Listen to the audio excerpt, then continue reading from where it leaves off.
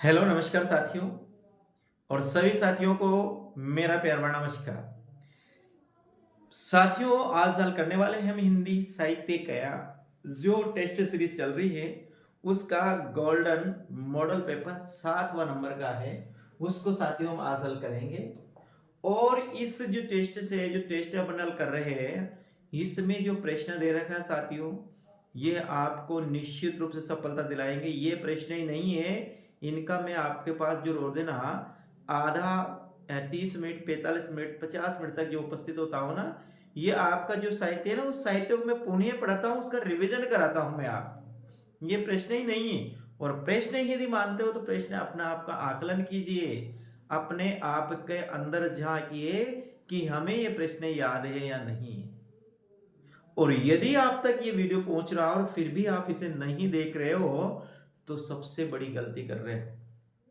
यदि आप वास्तव में ही तैयारी कर रहे हो और अपने माता पिता के सपनों को तुम साकार करना चाहते हो तो निश्चित रूप से साथियों इस जो प्रश्न है इन प्रश्नों को जरूर देखिएगा। बहुत बेहतरीन प्रश्न हैं जो आपको ये सफलता में चार चांद लगाएंगे। तो हम शुरू करते हैं आज की इस क्लास को। और आज जो पढ़ने वाले मेरे साथी वो अपने हैं 7वां नंबर का मॉडल पेपर है। हिंदी साहित्य का हम इतिहास पढ़ रहे हैं।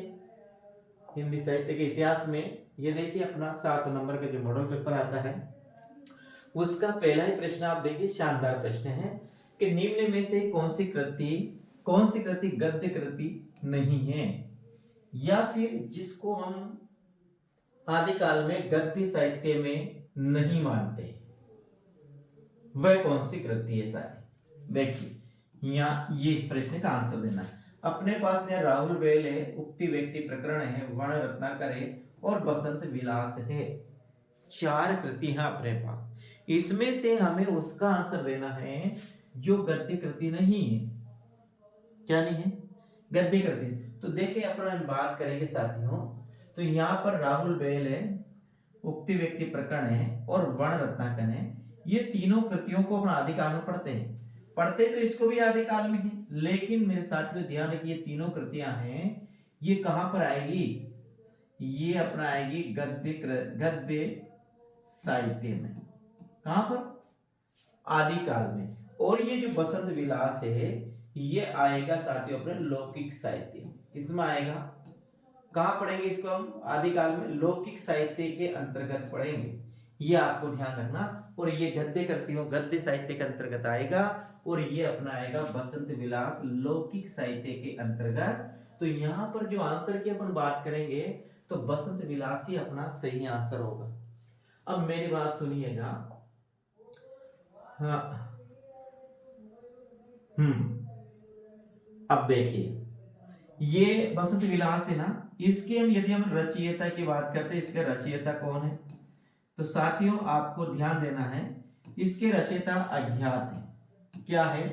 इसके रचयिता क्या है? अज्ञात है। यानी इसके रचना किसने की यह पता नहीं चला अभी तक। अज्ञात का मतलब जो ज्ञात नहीं है वह क्या है? अज्ञात है। अब बात करते हैं इसमें है क्या, इसमें कुछ भी नहीं है साथियों। इसमें 84 दोहों में, इसमें 84 दोहों में स्त्रियों पर, किस पर? स्त्रियों पर बसंत का प्रभाव वर्णित है। किसका? बसंत का प्रभाव वर्णित है इस बसंत विलास में। इतना सा आपको ध्यान रखना है, इसमें 84 दोहों में स्त्रियों पर बसंत का प्रभाव वर्णित है। और इसके प्रथम संपादक की बात करते हैं साथियों, इसका प्रथम संपादक किसने किया? तो इसका प्रथम संपादक है केशवलाल। क्या है? ध्यान रखना, केशवलाल अर्शदराये ध्रुव साथियों इसका पहला संपादक है। ये आपको इतना याद रखना है इसमें बसंत विलास में। तो यहां पर अपनी गद्य कृति कौन सी नहीं है? बसंत विलास अपनी गद्य कृति नहीं है। बसंत विलास को हम पढ़ते हैं आदिकाल में लौकिक साहित्य के अंतर्गत। ये आपको ध्यान में रखना है कि इसको हम आदिकाल में लौकिक साहित्य के अंतर्गत पढ़ते हैं साथी। ठीक है, तो हम आगे बढ़ते हैं। आगे अपना जो दूसरा प्रश्न आता है निम्न को सुमेलित कीजिए। अब यहाँ पर अपन को सुमेलित करना है कि कौन सी रचना साथियों इसमें सुमेलित है या फिर नहीं है, उसके बारे में अपन को यहाँ पर देखना है। तो देखिए यदि हम बात करते हैं मेरे साथियों सुमेलित है या नहीं है, तो देखिए यहाँ पर राहुल बेल रचयिता रोड़ा कवि है, उक्ति व्यक्ति प्रकरण दामोदर शर्मा है, वर्ण रत्नाकर ज्योतिष ठाकुर है और बसंत विलास के रचयिता यहाँ पर दे रखा अज्ञात। ये आपको ध्यान रखना है कि किसकी रचना कौन सी है, ये आपको अच्छी तरह से याद रखना है मेरे साथियों, किसकी कौन सी रचना है, ये आपको ध्यान से देखना है। तो यहाँ पर अपन बात करेंगे नहीं, तो राहुल बेलवी रोड़ा कवि ने लिखी है, बिल्कुल ये सुमेलित है। उक्ति व्यक्ति प्रकरण है, ये दामोदर शर्मा ने लिखी है, बिल्कुल साथियों सुमेलित है। वर्ण रत्नाकर ज्योतिष ठाकुर ने लिखी है, ये भी बिल्कुल क्या है, सुमेलित है। और बसंत विलास को अभी अपन ने देख लिया, तो यहाँ पर चारों रचनाएं क्या है, सुमेलित है। तो ये प्रश्न अपना क्या है, पहले से ही सुमेलित है। तो यहाँ पर याद रखना राहुल बेल रोड़ा कवि की है, उक्ति व्यक्ति प्रकरण दामोदर शर्मा की है, वर्ण रत्नाकर ज्योतिष ठाकुर की और बसंत विलास किसके साथियों, अज्ञात की। अब हम आगे करेंगे, आगे देखते हैं अगला प्रश्न की अपन बात करते हैं। हमने देखिए राहुल बेल में राहुल कौन है। अब देखिए ध्यान से समझने की कोशिश कीजिए, बड़ा अच्छा प्रश्न है। यहाँ पर है ये राहुल आपके यहाँ पर राहुल ऐसा भी मिल सकता है आपको, राहुल ये भी मिल सकता है कभी कभी, पर राहुल बेल यही साथियों सही है। यदि हम बात करते हैं तो राहुल बेल में राहुल कौन है, तो आपको ध्यान रखना है राहुल बेल में यह अपना आंसर क्या होगा, नायिका अपना सही आंसर होगा। राहुल बेल में राहुल एक नायिका का नाम है, ठीक है, आपको इतना सा याद रखना है कि राहुल बेल में राहुल क्या है, एक नायिका है। अब देखिए हम बात करते हैं राहुल बेल के बारे में, बहुत आगे बात करते हैं। तो देखिए यहाँ तो अपन ने देख ही लिया, अब इसके बारे में यहाँ पर अपन बात करते हैं। साथ राहुल बेल है, तो राहुल बेल के अपन रचयिता की बात करते हैं। किसकी बात करते हैं, राहुल बेल की रचयिता की। वहीं पर देख लेते हैं इसको, जहां पर लिखा हुआ है यही देख लेते हैं इसको, थोड़ा यहाँ कर देते हैं, यहाँ देख। तो राहुल बेल के रचयिता कौन है, रचयिता की बात करते हैं, कौन, रचयिता की बात करते हैं राहुल बेल की। तो रचयिता तो कौन है इसका, रोड़ा कवि है। इसके बाद आगे बात करते साथियों, तो ये शिलांकित करती है, क्या शिलांकित करती है, ये भी याद, यह एक क्या है, चंपू काव्य है। अब पहली बात तो यहां पर देखिए चंपू काव्य किसे कहते हैं, तो वह कृति जो गद और पद मिश्रित होती है उसको चंपू काव्य कहा जाता है। तो पहले देखिएगा राहुल बेल की रचयिता रोड़ा कवि है, ये एक शिलांकित करती है और एक चंपू काव्य है। आगे बात करते तो इसमें क्या है, इसमें हिंदी की, ध्यान रखना, हिंदी की 7 बोलियां, कितनी, हिंदी की 7 बोलियों का वर्णन मिलता है साथियों, इसमें राहुल बेल कितनी, हिंदी की 7 बोलियों का वर्णन मिलता है।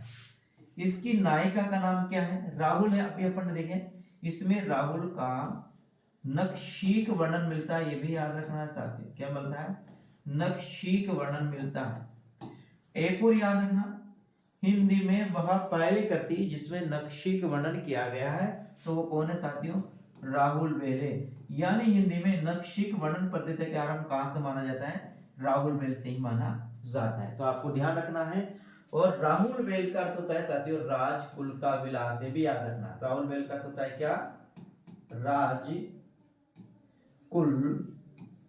का विलास, ये होता है राहुल बेल का अर्थ। तो आप इतना याद रखना है, क्या याद रखना है, इसके रचयिता रोड़ा कवि है, ये एक शिलांकित कृति है, ये एक चंपू काव्य है, इसमें हिंदी की 7 बोलियों का वर्णन मिलता है, नखशिक, इसमें राहुल का नखशिक वर्णन किया गया है, और नखशिक वर्णन किया गया, और क्या रखना है कि हिंदी में सर्वप्रथम नखशिक वर्णन जिस कृति में आरंभ हुआ, जिस कृति से आरंभ माना जाता है हिंदी में, वो राहुल बेल से ही माना जाता है।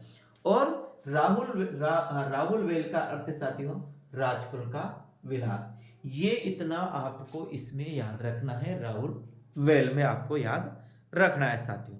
अब बात करते हैं आगे का प्रश्न कौन सा है, देखिए प्रिय साथियों, अब आता है उक्ति व्यक्ति प्रकरण के रचयिता कौन है। प्रश्न नंबर अपना चौथा है, बहुत अच्छा प्रश्न है। उक्ति व्यक्ति प्रकरण के रचयिता कौन है साथियों? तो यहाँ पर यदि हम आंसर की बात करते हैं इसके, तो यहाँ पर अपना आंसर क्या आएगा देखिएगा, उस्मान है या फिर ज्योतिष ठाकुर है, दामोदर शर्मा अथवा बहुआ मिश्र साथी। तो यहाँ पर अपन बात करते हैं किसकी है, उक्ति व्यक्ति प्रकरण की। तो उक्ति व्यक्ति प्रकरण की बात करेंगे साथियों, तो यहाँ पर इसके रचयिता है कौन है, दामोदर शर्मा। अपना आंसर क्या होगा, दामोदर शर्मा अपना सही आंसर होगा। उक्ति व्यक्ति प्रकरण के रचयिता कौन है साथियों, दामोदर शर्मा। आगे हम बात करते हैं उक्ति व्यक्ति प्रकरण क्या है। उक्ति व्यक्ति प्रकरण एक व्याकरण ग्रंथ है, ये आपको ध्यान में रखना है। क्या है ये व्याकरण ग्रंथ है, ऐसा भी आपको ध्यान में रखना है। इसका जो मूल पाठ है ये भी आपको ध्यान रखना है। क्या इसका जो मूल पाठ है वह पाटन संग्रहालय गुजरात में सुरक्षित है। कहा, पाटन संग्रहालय गुजरात में साथियों इसका मूल पाठ क्या है, सुरक्षित है। आगे हम बात करते हैं तो इसमें बनारस, याद रखना बनारस वे उसके आसपास, वे उसके आसपास आसपास की संस्कृति, आसपास की संस्कृति एवं भाषा की जानकारी मिलती, भाषा की जानकारी मिलती किससे, इससे, किससे, उक्ति व्यक्ति प्रकरण से। ये भी आपको ध्यान रखना है, उक्ति व्यक्ति प्रकरण से साथियों। क्या है, पहली बात तो याद रखना इसके जो रचयिता है वो दामोदर शर्मा है। ये क्या एक व्याकरण ग्रंथ है। इसका मूल पाठ कहां पर है, तो आपको ध्यान रखना है इसका मूल पाठ है पाटन संग्रहालय गुजरात में, इसका मूल पाठ है। और इसमें क्या, इसमें बनारस व उसके आसपास की संस्कृति और भाषा की जानकारी भी मिलती है। किससे मिलती है, उक्ति व्यक्ति प्रकरण से मिलती है। आगे हम बात करते हैं अगला प्रश्न की। तो देखिए साथियों अगला प्रश्न आता है वर्ण रत्नाकर का समय है। तो यह देखिए वर्ण रत्नाकर का समय है 11वीं शताब्दी, 12वीं, 13वीं, अब तक 14वीं, 14वीं शताब्दी। पहली बात तो इसका हम आंसर देखेंगे। वर्ण रत्नाकर है साथियों, इसका जो समय है वो 14वीं शताब्दी आपको याद रखना है, यानी कि ये 14वीं शताब्दी की रचना है। कौन साथियों, वर्ण रत्नाकर है, ये 14वीं शताब्दी की रचना है। अब इसका हम बात करते हैं, अभी देखिए बात इसका रचयिता वर्ण रत्नाकर रचना बात कौन है, ज्योतिष ठाकुर साथियों इसके क्या है, रचयिता है किसके, वर्ण रत्नाकर के। ठीक है, अगला प्रश्न हम देखते हैं। उत्तरी भारत में राम भक्ति साहित्य का मूल प्रेरक किसे माना जाता है। ध्यान रखना, उत्तरी भारत में राम भक्ति को विस्तार करने का, राम भक्ति को प्रसारित करने का श्रेय किसे जाता है, रामानंद को, रामानुजाचार्य को, तुलसीदास को अथवा राघवानंद को, किसको जाता है। तो साथियों यहां पर अपन बात करते हैं, समझिएगा यहां उत्तरी भारत में राम भक्ति साहित्य को मूल प्रेरक किसे, राम भक्ति साहित्य का मूल प्रेरक किसे माना जाता है। तो यहां पर अपन आंसर की बात करेंगे तो अपना आंसर होगा यहां पर रामानंद। क्या होगा, रामानंद अपना सही आंसर होगा। आपने एक दोहा सुना होगा कि भक्ति उपजी दरवड़ी लाए रामानंद, प्रगट कियो कबीर सप्तदीप नवखंड।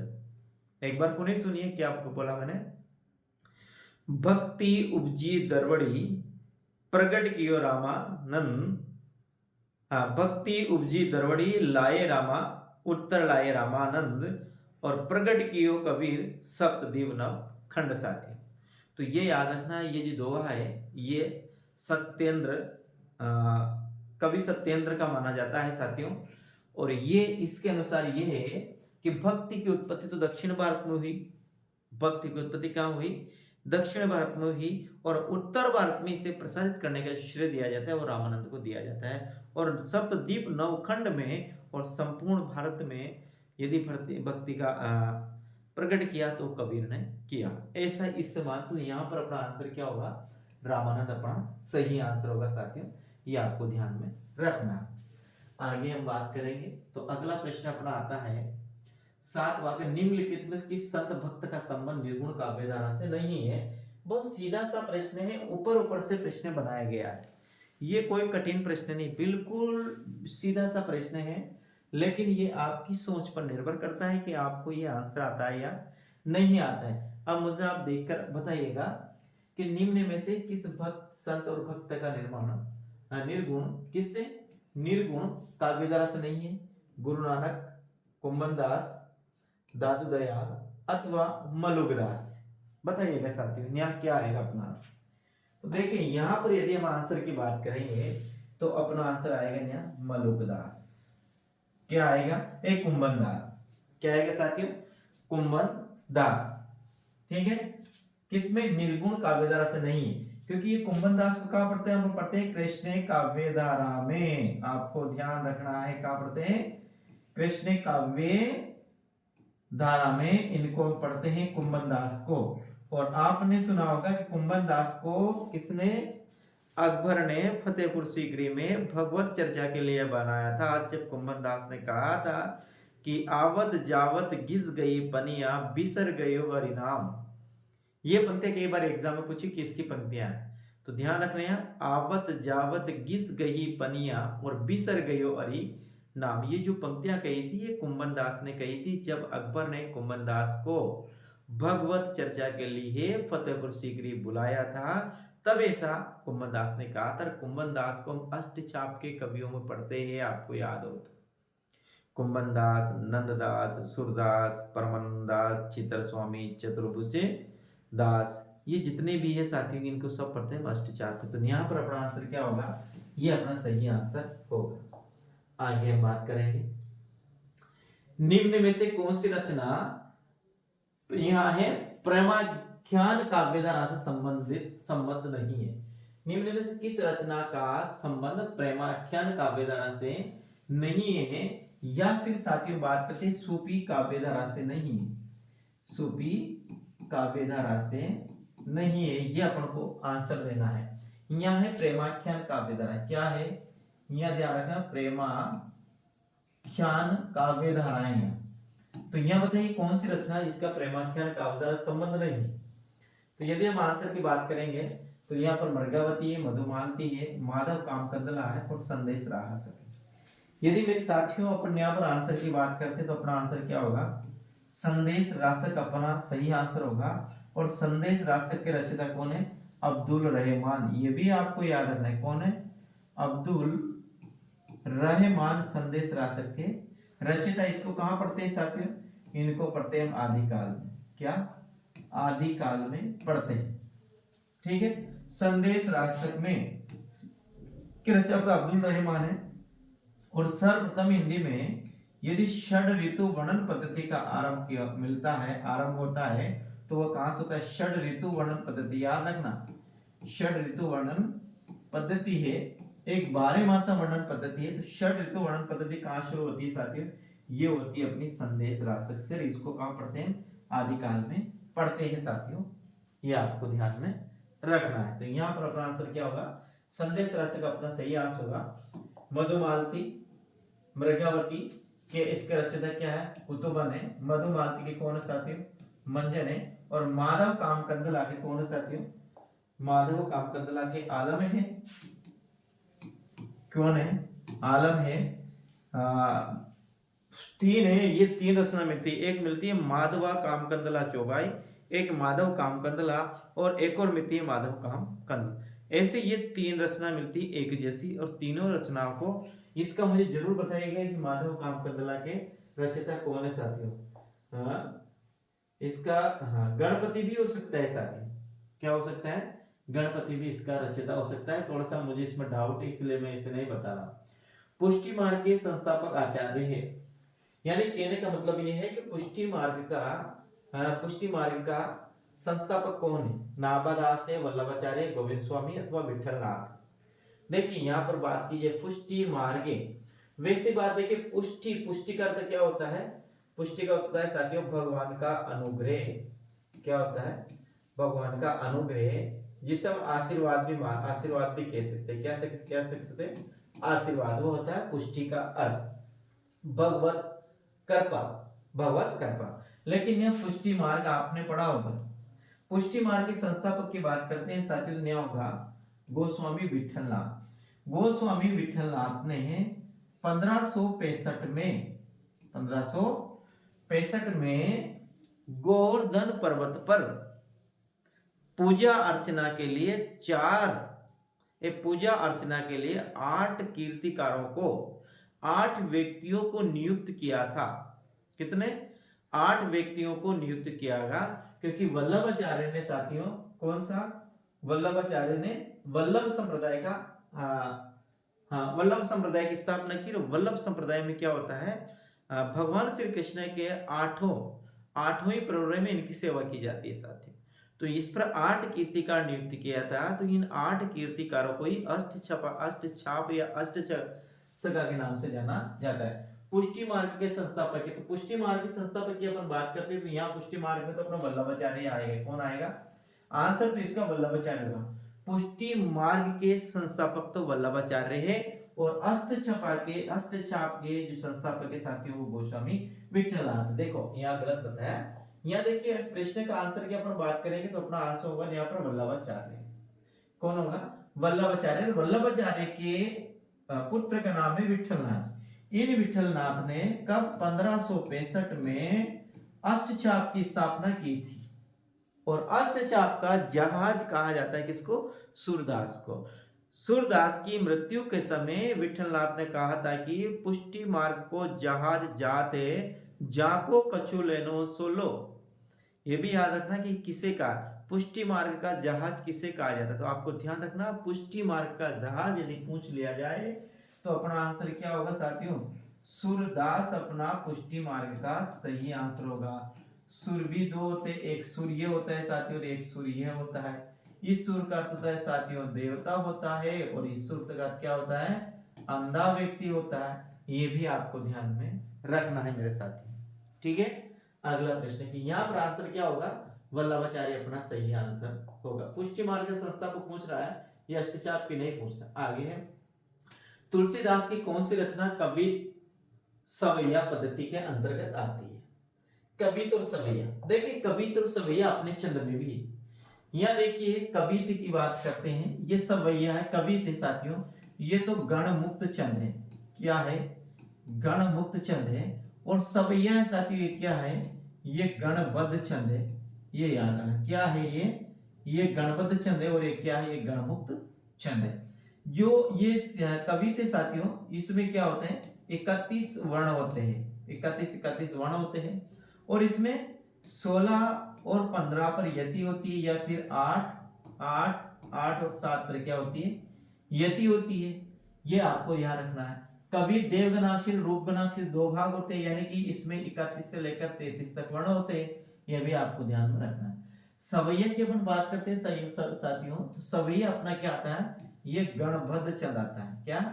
गणबद्ध छंद, यानी इसमें गण बनते हैं। और एक गण में कितने होते हैं? एक गण में होते हैं साथियों 3 वर्णों का जो समूह होता है उसे गण कहा जाता है। गणों की संख्या कितनी है साथियों? आपको याद रखना है, गणों की संख्या 8 है। और गण निर्धारण का सूत्र क्या है साथियों? ये भी याद रखना, य मा ता राज भान सलगा। ये अपने गण निर्धारण का क्या है साथियों? ये अपने गण निर्धारण का सूत्र है। तो ये सवैया है। सवैया में क्या होता है? ये एक क्या है? गणबद्ध छंद है। ये याद रखना, गणबद्ध छंद है। कौन? सवैया, जिसमें 22 से लेकर 26 तक क्या होते हैं? वर्ण होते हैं। ये आपको ध्यान में रखना।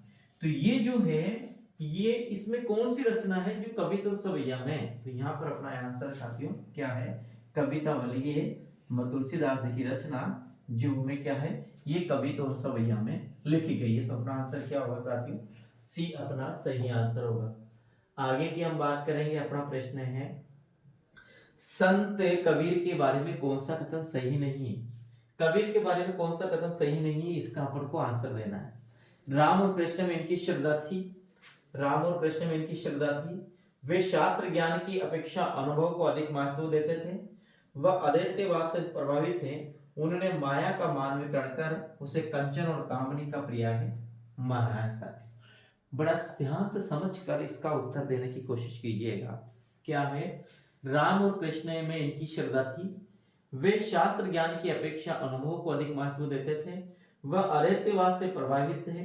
उन्होंने माया का मानवीकरण करके उन्हें कंचन और कामनी का पर्याय माना है। तो यहाँ पर अपना आंसर की यदि बात करेंगे तो यहाँ पर राम और कृष्ण में उनकी श्रद्धा थी, ये नहीं है साथियों। राम और रहीम में उनकी श्रद्धा थी, ये प्रश्न का आंसर ये हो सकता है। राम और रहीम में उनकी श्रद्धा, ये है कि वे शास्त्र ज्ञान की अपेक्षा अनुभव को अधिक महत्व देते थे। बिल्कुल राइट प्रश्न है साथियों। वह अदैत्यवाद से प्रभावित, बिल्कुल राइट है साथियों। और वे माया को क्या मानते हैं? कंचन और कामनी मानते थे माया को। कंचन, कंचन का मतलब क्या होता है साथियों? आपको पता है, कंचन का होता है सोना। क्या होता है? कंचन का होता है सोना। तो अपना आंसर क्या होगा? ए अपना यहाँ पर सही आंसर होगा। आगे हम बात करते हैं, संत मत की साधना क्या कहलाती है? सीधा सा प्रश्न है, बताइएगा। लौकिक साधना, सहज साधना, पुष्टि मार्ग साधना या वज्रयान साधना? तो संत मत की साधना कहलाती है साथियों, आपको ध्यान रखना, वो कहलाती सहज साधना। क्या कहलाती? सहज साधना। संत मत की साधना सहज साधना कहलाती है। आगे प्रश्न की बात करते हैं, सगुण और निर्गुण भक्ति की तुलना की दृष्टि से निम्नलिखित में कौन सा कथन सही नहीं है? देखिएगा, बताइएगा। यह लिखा हुआ सगुण और निर्गुण भक्ति की तुलना में निम्नलिखित में से कौन सा कथन सही नहीं है? दोनों ही गुरु की महिमा स्वीकार करते हैं, दोनों ही सत्संगति पर बल देते हैं, दोनों ही तीर्थटन पर जोर देते हैं, दोनों ही नाम स्मरण की महिमा स्वीकार करते हैं। कौन सा इसका आंसर होगा, यानी कौन सही नहीं है? यह लिखा हुआ है किसमें? सगुण और निर्गुण दोनों में से कौन कॉमन नहीं, वो देना है। तो यहाँ पर यदि आंसर बात कर दें तो अपना आंसर होगा दोनों ही तीर्थटन पर जोर देते हैं। बिल्कुल नहीं देते साथियों। जो निर्गुण संत होते हैं वो तीर्थों का क्या करते हैं? खंडन करते हैं। जैसे कवि ने कहा है कि काकर पाथर जोड़कर मस्जिद दे चुनाई, तापे मुल्ला बांग दे बेरा होई खुदाई। पहाड़ पूजे हरि मिले तो है, पत्थर पूजे हरि मिले तो मैं पूजूं पहाड़, तासे तो चाकी बली जिसे पीछो का है संसार। ये जो विक्तियां कही गई ये कबीरदास ने कही। तो निर्गुण संत होते हैं साथियों, तीर्थटन का क्या करते हैं? ये समर्थन नहीं करते, ये विरोध करते हैं, ये आपको ध्यान रखना है। तो यहाँ पर अपना आंसर क्या होगा? ये अपना सी अपना सही आंसर होगा। ए दोनों ही गुरु की महिमा स्वीकार करते हैं, बिल्कुल करेक्ट है। दोनों ही सत्संगति पर बल देते हैं, बिल्कुल करेक्ट है। और दोनों ही नाम स्मरण की महिमा भी स्वीकार करते हैं, ये भी बिल्कुल साथियों सही है। आदिकाल की भाषा को पुरानी हिंदी नाम किसने दिया? तो साथियों याद रखना है, आदिकाल की भाषा को जो पुरानी हिंदी नाम दिया, ये प्रश्न कई बार आया और अक्सर ये प्रश्न टपक आता है प्रश्न। तो अपना आंसर होगा चंद्रधर्मा गुलेरी ने आदिकाल की भाषा को पुरानी हिंदी नाम दिया। और पुरानी हिंदी को प्राकृताभास, याद रखना, प्राकृताभास जो नाम दिया ये किसने दिया? तो पुरानी हिंदी को, अपभ्रंश को तो चंद्रशर्मा गुलेरी। अब ध्यान रखना, एक अच्छी चीज बताने जा रहा हूं मैं। ये अपन ने मैंने लिखा अपभ्रंश, क्या लिखा? अपभ्रंश लिखा। और ने लिखता हूं मैं पुरानी हिंदी, क्या लिखा? पुरानी हिंदी। और ने लिखता हूं प्राकृताभास, प्राकृताभास। तो ध्यान रखना, इस अपभ्रंश को चंद्रधर शर्मा गुलेरी ने तो पुरानी हिंदी कहा, और इसी पुरानी हिंदी को साथियों आचार्य रामचंद्र शुक्ल ने प्राकृताभास कहा। याद रखना, न्याय क्या आएगा? गुलेरी आएगा, और न्याय क्या आएगा? शुक्ल आएगा। तो आचार्य है किसने? अपभ्रंश को गुलेरी ने क्या कहा? पुरानी हिंदी कहा। और पुरानी हिंदी को आचार्य रामचंद्र क्या कहा? प्राकृताभास कहा। तो आता है कि पुरानी हिंदी को प्राकृताभास किसने कहा, या अपभ्रंश को प्राकृताभास किसने कहा? तो आंसर क्या होगा? आचार्य रामचंद्र शुक्ल होगा। और अपभ्रंश को पुरानी हिंदी किसने कहा? तो आंसर होगा चंद्रधर शर्मा गुलेरी, उसने कहा था। यह अपना सही आंसर होगा। आगे हम बात करते हैं, आदिकाल रासो साहित्य की सामान्य प्रवृत्तियां और विषय वस्तु की दृष्टि से निम्नलिखित में कौन सा कथन सही नहीं है? युद्धों का सजीव चित्रण, व्यक्तिगत सौंदर्य के प्रदर्शन का चित्रण, व्यापक राष्ट्रीय भावना का चित्रण, या विलासिता पूर्ण सामंती जीवन का चित्रण। यानी आदिकाल का जो हम साहित्य पढ़ते हैं, जिसमें हम रासो साहित्य पढ़ते हैं, जिसमें जैन साहित्य पढ़ते हैं, जिसमें अपभ्रंश साहित्य पढ़ते हैं, लौकिक साहित्य पढ़ते हैं, गद्य साहित्य भी पढ़ते हैं। नाथ साहित्य पढ़ते हैं, सिद्ध साहित्य भी पढ़ते हैं। इन समस्त साहित्य में यदि देखा जाए, फिर इनकी विशेषता की बात की जाए, तो कौन सी विशेषता नहीं मिलती है साथियों आदिकाल के? यहाँ पाठ कर रहे हैं हम रासो साहित्य, केवल रासो साहित्य में कौन सी विशेषता नहीं मिलती है? युद्धों का सजीव चित्रण, बिल्कुल सही किया गया है, युद्धों का सजीव चित्रण, ये आंसर सही मानेंगे अपन, ठीक है। व्यक्तिगत सौंदर्य के प्रदर्शन का चित्रण, ये भी बिल्कुल सही है साथियों। व्यापक राष्ट्रीय भावना का चित्रण, ये नहीं है, ये गलत है, यही अपना आंसर होगा। विलासितापूर्ण सामंती जीवन का चित्रण, ये भी सही। यह व्यापक राष्ट्रीय भावना नहीं थी, यह संकुचित राष्ट्रीय भावना थी, ये याद रखना। संकुचित राष्ट्रीय भावना, संकुचित राष्ट्रीय भावना थी, इसका मतलब ये है कि जो उस समय का कवि था, कौन था ध्यान रखना, उस समय का जो कवि था उसकी जो दृष्टि थी वो मात्र अपने आश्रयदाता तक ही थी, आश्रयदाता तक ही थी। तभी तो भारत में आदिकाल में, भक्ति काल में, रीति काल में एक राजा दूसरे राजा पर आक्रमण करते थे। यदि उनकी भावना राष्ट्रीय व्यापक होती, अखंड भारत की होती, तो वे एक दूसरे पर आक्रमण नहीं करते थे। लेकिन उनकी संकुचित दृष्टि थी, वह अपना जो सीमित क्षेत्र था उसको ही अखंड मानते थे। तो यहाँ पर जो अपना आंसर होगा वो क्या होगा? सी अपना सही आंसर होगा। तो मेरे साथियों आज के पेपर में ये 15 क्वेश्चन थे। उम्मीद करता हूँ कि आपको अच्छे लगे होंगे, और क्यों नहीं बेहतरीन रूप से मैंने आप मेरे से जितना हो सका मैंने इसको आपको देने की कोशिश की है। लेकिन आप मुझे क्या देते हो ये आप पर निर्भर करता है। अब आप मुझे, ये मैं आपसे आशा करता हूं कि आप मेरे इस क्लास को शेयर जरूर करेंगे और अपने उन सभी दोस्तों के पास पहुंचाएंगे जो हिंदी से तैयारी कर रहे हैं। ठीक मेरे साथियों, हम कल फिर मिलते हैं अगली क्लास में। तब तक साथियों मैं आपसे इजाजत चाहता हूं। और दूसरी बात मेरे साथियों, आप मस्त पढ़िए, बेहतरीन पढ़िए। देखो पढ़ने का कोई समय नहीं होता है, आप कभी भी पढ़ सकते हैं, दिन में, रात में, सुबह शाम। विद्यार्थी के लिए कोई बंधन नहीं होता है कि विद्यार्थी कब पढ़ता है। विद्यार्थी जीवन ही में कभी भी पढ़ सकते हैं आज साथी। ठीक मेरे साथियों, मिलते हैं कल क्लास में। जय हिंद, वंदे मातरम, राम राम, गुड नाइट मेरे साथी।